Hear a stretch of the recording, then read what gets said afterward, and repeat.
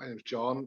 We currently own J. Cox Plant Hires and Mr. Topsoil. I suppose the reason why we joined was to grow the business. We just found that we weren't getting the proper traction, so we thought we'd join this Accelerator course to maybe just grow the business, maybe make it a bit more profitable, Before joining the program, what was business like for you guys?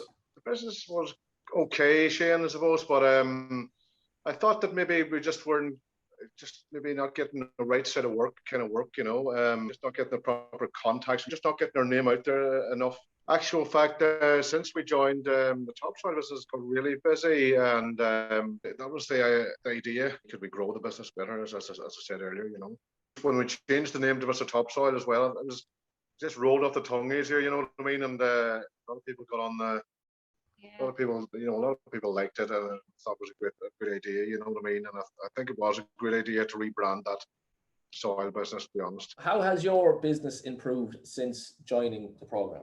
Definitely, the word's out there. We got our name out there a lot more, obviously. There is work coming off it, surely on the plant hire side of things. The topsoil side of things seem to really seem to have taken off well in the topsoil end of things.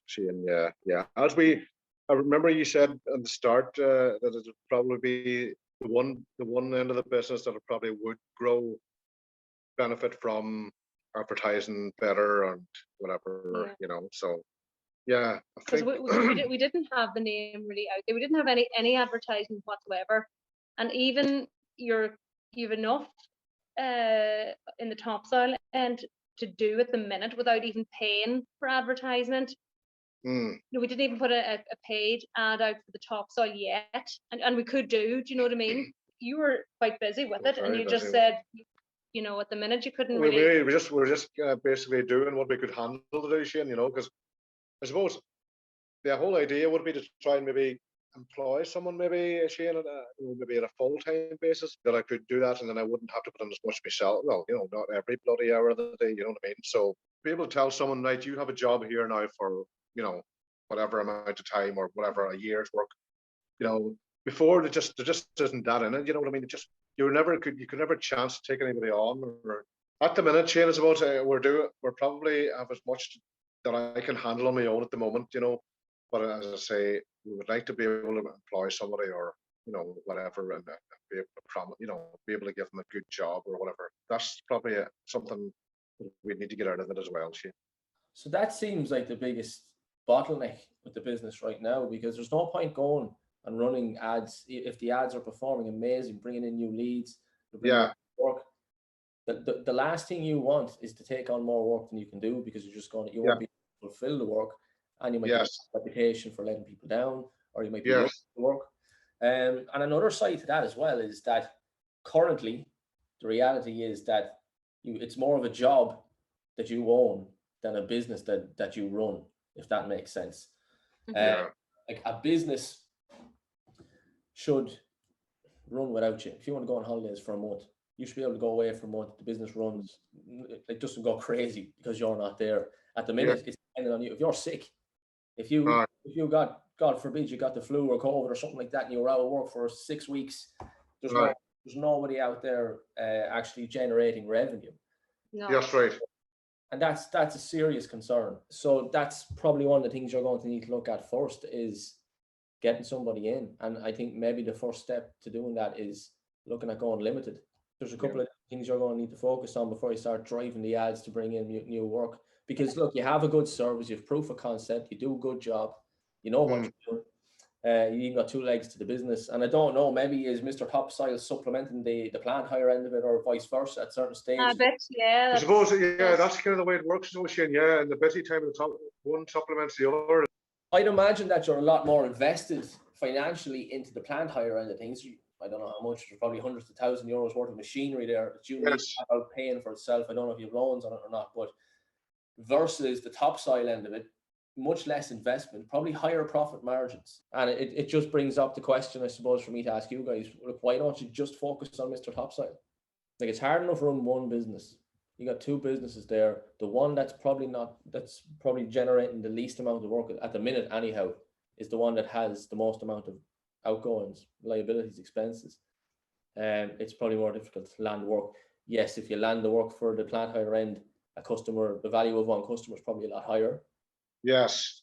But like the value of a customer versus the margin that you're making on a job, like that's profit rather than revenue.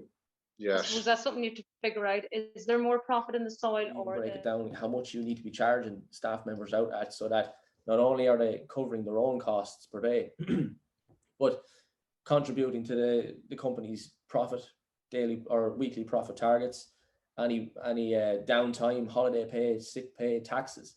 So you might be paying them 20 quid an hour, but you might have to charge them out at 80 quid an hour, you know. Yeah, I know what you're saying, yeah. So yeah, look, there's lots to think about with regards to structure of the business, with it being limited versus sole trader.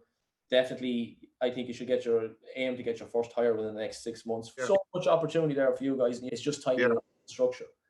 Yeah, tightening up the structure, yeah. What is the one key takeaway from the program that has benefited or helped you guys the most? Rebranding, getting the name out there, how to advertise. What would you say to any other business owner that's maybe considering joining this program, but at the minute maybe they're a little bit hesitant or skeptical about making the move? It's opened their eyes in a more positive way, Shane, as regards, we're more positive about business, I think. You seem to know. We were kind of stuck in the past, Shane. It's a bit stuck in the past, and I don't think that maybe other business owners are as stuck in the past maybe as we were. Do you know what I mean? Younger ones are all into technology, and they did more of a. I suppose it opened my eyes hugely. I learned a lot from it. We've learned, and we'll be more confident, I suppose, about business maybe going forward. Obviously, get our profit margins up. That's what it's all about, trying to make up an extra pound.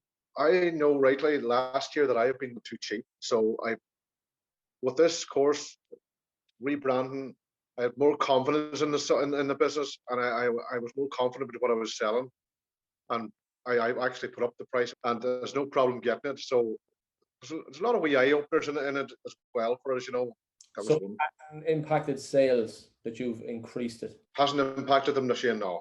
No, definitely not. Like, you don't need to make as many sales to make the same amount of money with higher margins if you're charging more. That's right. That's right. Yeah. No, that's as we were saying before, Karen. We have a better margin, but selling less, and you have a lot less hassle. You're probably better off at the end of the day. Yeah. Not like you're going to be pulling back on sales if you are getting a higher price. You're still going to be pushing for growth anyhow. Yes. But you'll have a little bit more cash in your pocket to pay yourself a steady wage. Yes. Why not be the most expensive? If they're 100, why not be 120? Obviously, if you went out and you tried to sell it at 200, it's just madness, right? But maybe 110 or 105 or something like that. There's nothing wrong with being the most expensive, because if you have a strong brand, people will always expect you to be the most expensive, because, right, these are the guys that do this. This is what they do. They're experts in their field. I want to deal with these guys to look so professional. So what if it's an extra 5 or 10 or 20 or 40 or 50, whatever it might be? Go for it. Get better at sales, get better at marketing. It's got a good, strong brand. So again, there's something else. There's 4 or 5 different points there that you guys really need to sit down and think about before you can actually push the lead generation end of it. You guys have so much to gain. There's so much opportunity that has not been tapped into yet. Okay, yeah. Okay. And that's very true what you said. Their change is very uncomfortable, and we probably would have found that, but yet you have to push through it to, which is a big learning curve as well. Change. Yeah, that's probably one of the things, Shane's right there, that change is difficult. And we've made a few changes, so Yeah. It's all to do with the mindset. Yeah, the mindset. Sometimes just keep doing what we're doing and it'll work out someday. But no, just usually it doesn't. So we have to change. You have to change the times.